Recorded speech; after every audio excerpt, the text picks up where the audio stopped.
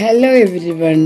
ഇന്ന് വളരെ പ്രധാനപ്പെട്ടതും മൈൻഡ് ബ്ലോയിങ്ങുമായിട്ടുള്ള ഒരു കാര്യമാണ് ഷെയർ ചെയ്യുന്നത്.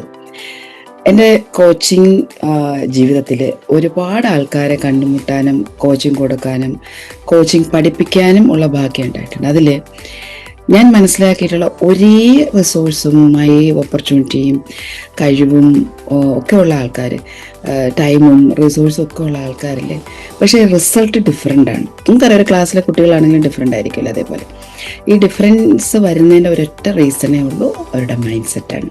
സോ നമ്മളിന്ന് മൈൻഡ് സെറ്റിനെ കുറിച്ചാണ് പറയാൻ പോകുന്നത്. നോക്കാം. Mind set is running a different program underneath every else. നമ്മൾ ഏത് കാര്യം ചിന്തിക്കുമ്പോഴും നമ്മളൊന്ന് ചിന്തിക്കുകയെന്ന് വെച്ചാൽ നമ്മളൊരു കാര്യം പ്ലാൻ ചെയ്യും, മനസ്സ് വേറൊന്ന് പ്ലാൻ ചെയ്യും. അവിടെയാണ് നമ്മുടെ മൈൻഡ് സെറ്റ് എന്ന് പറയുന്നത്. സ്റ്റാൻഫോർഡ് യൂണിവേഴ്സിറ്റിയിലെ കരോൾ ഡക്ക് എന്ന് പറയുന്ന ഒരു സൈക്കോളജിസ്റ്റ്, അദ്ദേഹം നടത്തിയ റിസർച്ച് പറയുന്നത്, അത് വർഷങ്ങളായി നടത്തിയിട്ടുള്ള റിസർച്ചാണ്. അവിടെ 2 ഫണ്ടമെൻ്റൽ ഓറിയൻറ്റേഷൻസ്, ഒരു വ്യക്തിയുടെ കഴിവിലും ഇൻ്റലിജൻസിലും 2 ഫണ്ടമെൻ്റൽ ഓറിയൻറ്റേഷൻസ് ഉണ്ടെന്നാണ് പറയുന്നത്. ഒന്നെന്ന് പറയുന്നത് ഫിക്സ്ഡ് മൈൻഡ് സെറ്റ്, രണ്ടെന്ന് പറയുന്നത് ഗ്രോത്ത് മൈൻഡ് സെറ്റ്. ഈ ഫിക്സ്ഡ് മൈൻഡ് സെറ്റ് എന്ന് വിശ്വസിക്കുന്ന ആൾക്കാർ, അതായത് ആളുകളുടെ വിശ്വാസം ഇങ്ങനെയാണ്, അവരുടെ ഒരു വ്യക്തിയിലുള്ള qualities like intelligence, talent, character എല്ലാം ഫിക്സ്ഡ് ആണ്. അവർക്കത് ഒരിക്കലും, അത് കിട്ടിയിട്ടുള്ള ജന്മനാ കിട്ടിയതാണ്, അവർക്കതൊന്നും ചേഞ്ച് ചെയ്യാൻ പറ്റത്തില്ല, ഒന്നും മാറ്റാൻ പറ്റത്തില്ല, അങ്ങനെയാണ്, അതിലൊരു മാറ്റവും ഇല്ല.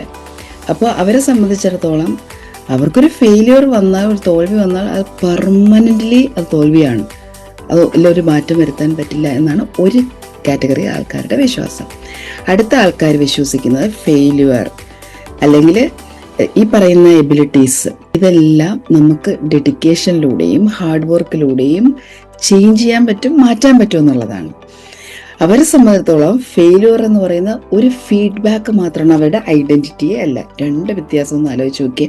അദ്ദേഹത്തിൻ്റെ ഈ ഒരു ഫൈൻഡിങ് പറയുന്ന കീ പോയിന്റ് എന്ന് പറയുന്നത്, ഈ ഗ്രോത്ത് മൈൻഡ് സെറ്റുള്ള ആൾക്കാർ കൺസിസ്റ്റൻ്റ്ലി അവരെന്ത് ഓവർ പെർഫോമേഴ്സ് ആയിരിക്കും. അതുപോലെ തന്നെ എല്ലാ കേപ്പബിൾ ആയിരിക്കും, ഏത് കാര്യം ചെയ്യാനും കേപ്പബിൾ ആയിരിക്കും, ഓരോ മൊമെന്റിലും മുന്നോട്ട് പോയിക്കൊണ്ടിരിക്കാൻ പറ്റും, അവർ ആഗ്രഹിക്കുന്നതൊക്കെ അച്ചീവ് ചെയ്യാൻ സാധിക്കും. പക്ഷേ അവർ ഹാർഡ് ടൈം വരുമ്പോൾ പോലും അവർക്ക് ഈ മൈൻഡ് സെറ്റ്, ഗ്രോത്ത് മൈൻഡ് സെറ്റുള്ള ഒറ്റ കാരണം കൊണ്ട് അവർ അച്ചീവേഴ്സായി മാറുന്നു. കരോൾ ഡക്ക് നടത്തിയ ഈ പഠനം സ്റ്റുഡൻസിൻ്റെ ഇടയിലാണ്, പക്ഷേ ഇത് അക്കാഡമിക്കലി അല്ല, കരിയറിലാണെങ്കിലും റിലേഷൻഷിപ്പിലാണെങ്കിലും ഹെൽത്തിലാണെങ്കിലും ഫിനാൻസിലാണെങ്കിലും എല്ലാ ഡൊമൈനിലും ഇത് ആപ്ലിക്കബിളാണ്. Growth mindset and fixed mindset നമുക്ക് എങ്ങനെയാണെന്ന് നോക്കാം. ഈ ഫിക്സ്ഡ് മൈൻഡ് സെറ്റുകാരെങ്ങനെയാണ്, അവർ എല്ലാ ചലഞ്ചസും അവോയ്ഡ് ചെയ്യും. എനിക്കിത് പറ്റത്തില്ല എന്നുള്ളൊരു മൈൻഡ് സെറ്റിലാണ്. അതുപോലെ തന്നെ എവിടെയെങ്കിലും ഒരു ഗോൾ സെറ്റ് ചെയ്ത് ആക്ഷൻ തുടങ്ങുമ്പം ഒരു ചെറിയ ബുദ്ധിമുട്ട് വന്നു കഴിഞ്ഞാൽ അവിടെ ഗിവ് അപ്പ് ചെയ്യും. ഇതെനിക്ക് പറഞ്ഞ പണിയല്ല എന്ന് വിചാരിക്കും. ഇനി ആരെങ്കിലും ഒരു ഫീഡ്ബാക്ക്, ഇത് ഇങ്ങനെ ചെയ്യൂ, അങ്ങനെ ചെയ്യൂ, അല്ലെങ്കിൽ ഇങ്ങനെ ചെയ്താൽ കുറച്ചുകൂടി നന്നായിരിക്കും എന്നൊരു ഫീഡ്ബാക്ക് പറഞ്ഞാൽ അവർ പേഴ്സണൽ അറ്റാക്കായിട്ട് എടുക്കും. ക്രിറ്റിസിസം, എന്നെ ക്രിറ്റിസൈസ് ചെയ്തു, എനിക്കിത് വേണ്ട, വിട്ടു. അതുപോലെ തന്നെ ഇപ്പം വേറൊരാളുടെ സക്സസ് ഇവർ കാണുമ്പോൾ ഇവർക്ക് ഫിയർ തോന്നും, ത്രെട്ടാണ് അവർക്ക്. മറ്റൊരാളുടെ സക്സസ് ഇവർക്ക് സഹിക്കാൻ പറ്റാത്തവണ്ണം ത്രെട്ടാണ് ഈ ഫിക്സ്ഡ് മൈൻഡ് സെറ്റുകാർക്ക്. അതുപോലെ തന്നെ ഇവരെ സംബന്ധിച്ചിടത്തോളം ഈ കോമ്പിറ്റൻ്റ് ആയതിനു ശേഷം എല്ലാം ചെയ്താൽ മതി, ഒരു ബിഗിനർ ആയിരിക്കാൻ അവർക്ക് ഇഷ്ടമല്ല. അപ്പോൾ ഒരു ഇനിഷ്യേറ്റർ ആകുക എന്ന് പറയുന്നത് ബുദ്ധിമുട്ടാണ്. എല്ലാം റെഡിയായിട്ട് ഞാൻ ചെയ്യുള്ളൂ, എല്ലാം റെഡിയാവട്ടെ, ഇതിപ്പോൾ ഇന്ന് തുടങ്ങിയാൽ ഞാൻ ശരിയായില്ല, ഒരു പെർഫെക്ഷനിസം, പ്രോക്രാസ്റ്റിനേഷൻ, ഇതെല്ലാം ഇവരുടെ കൂടെ ജീവിക്കുന്ന കാര്യങ്ങളാണ്, ഫാക്ടേഴ്സാണ്. അപ്പോൾ ഇവരുടെ ഇന്നർ വോയിസിനൊരു പാറ്റേണാണ്, I am not a natural, എനിക്ക് മറ്റുള്ളവരെ പോലെ എനിക്ക് ചെയ്യാൻ പറ്റത്തില്ല, ഇത് ഇങ്ങനെ എനിക്കങ്ങോട്ട് മുന്നോട്ട് പോകാൻ പറ്റത്തില്ല, എൻ്റെ കാര്യത്തിൽ ഇങ്ങനെയൊക്കെ തന്നെയാണ് സംഭവിക്കുന്നത്. എപ്പോഴും ഈ തരത്തിലുള്ള ഒരു കോൺവെർസേഷൻ ഇന്നർ ഡയലോഗിൻ്റെ ഉള്ളിലുണ്ടാകും. നമ്മൾ ഗ്രോത്ത് മൈൻഡ് സെറ്റ് കൾട്ടിവേറ്റ് ചെയ്യാൻ എല്ലാവർക്കും പറ്റും, എവരിബഡി ക്യാൻ. കരോൾ ഡക്കിൻ്റെ പഠനം പറയുന്നതാണ്, അതൊരു മൈൻഡ് സെറ്റാണ്. നമുക്കത് നോക്കിയാൽ ദ വേർഡ് യെറ്റ്, 3 അക്ഷരമുള്ളൊരു വാക്ക്, ആ വേർഡ് ബൈ ഹാർട്ട് ആക്കണം, അത് നമ്മുടെ കൂടെ ഇനി കൊണ്ട് നടക്കണം. യെറ്റ്, നമ്മൾ എപ്പോഴെങ്കിലും എനിക്കിത് ചെയ്യാൻ പറ്റില്ല എന്ന് നിങ്ങളുടെ മനസ്സിൽ വരുമ്പോൾ ഈ വാക്കങ്ങ് ആഡ് ചെയ്യണം. I can't do this yet. ഇതുവരെ എനിക്ക് ചെയ്യാൻ പറ്റിയില്ല, പക്ഷേ ഇനി എനിക്ക് ചെയ്യാൻ പറ്റും. ഈ ഒരു വേർഡിൻ്റെ പവർ ഉണ്ടല്ലോ, അത് അപ്ലൈ ചെയ്ത് നോക്കുമ്പോഴാണ് നമുക്കത് മനസ്സിലാകുന്നത്. എല്ലാ ഫെയിലിയറും ശരിക്കും പറഞ്ഞാൽ ഫെയിലിയർ ഒരു ഡേറ്റ പോയിന്റ് ആണ്. നമ്മൾ കുറേ കാര്യങ്ങൾ പഠിച്ചു, അതിൽ നിന്ന് കുറച്ച് ഡേറ്റ കിട്ടി, അത് മനസ്സിലാക്കുക. അടുത്ത ടൈം നമ്മൾ ആ ഡേറ്റ വെച്ചിട്ട് വർക്ക് ചെയ്യും. അപ്പോൾ നമുക്ക് കറക്റ്റ് ചെയ്യാൻ പറ്റും. നമ്മൾ സക്സസ് സെലിബ്രേറ്റ് ചെയ്യാൻ നിൽക്കണ്ട. നമ്മൾ ഗ്രോത്ത് മൈൻഡ് സെറ്റ് ഉണ്ടാക്കിയെടുക്കാൻ എഫേർട്ടിനെ സെലിബ്രേറ്റ് ചെയ്യണം. ഒരു കാര്യം ട്രൈ ചെയ്ത് നോക്കി, not just outcome, just celebrate your effort. അത് നമ്മൾ ഒരു കാര്യം ട്രൈ ചെയ്തു എന്ന് റെക്കഗ്നൈസ് ചെയ്യുമ്പോൾ തന്നെ നിങ്ങൾ അതിന് ഒരു അപ്രീസിയേഷൻ കൊടുക്കുക, സെൽഫ് അപ്രീസിയേഷൻ കൊടുക്കുക. നിങ്ങൾ ഷോ അപ്പ് ചെയ്യുന്ന ഉടനെ തന്നെ ഇത് കൺസിസ്റ്റൻ്റ് ആയിട്ട് നമ്മൾ ചെയ്തു തുടങ്ങുമ്പോൾ നമ്മൾ അറിയാതെ നമ്മൾ കംപ്ലീറ്റ് ചെയ്യാൻ തുടങ്ങും, ആക്ഷൻ കംപ്ലീറ്റ് ചെയ്യാൻ തുടങ്ങും. ഇൻറ്റൻഷനലി ചലഞ്ചസ് എടുക്കണം. ഗ്രോത്ത് മൈൻഡ് സെറ്റിലേക്ക് പോകാനുള്ള വഴികളാണ് ഇൻറ്റൻഷനലി. ഇപ്പോൾ ഒരാഴ്ച ഞാൻ എന്ത് സംഭവിച്ചാലും ഈ ഒരു കാര്യം ഞാൻ കംപ്ലീറ്റ് ചെയ്തിട്ടേ, ഇത് ഞാൻ ഫിനിഷ് ചെയ്യുന്നത് വരെ, അല്ലെങ്കിൽ ഈ ഒരു വർക്ക് തീരുന്നവരെ എൻ്റെ പുറകെ ഞാൻ ഉണ്ടാകും.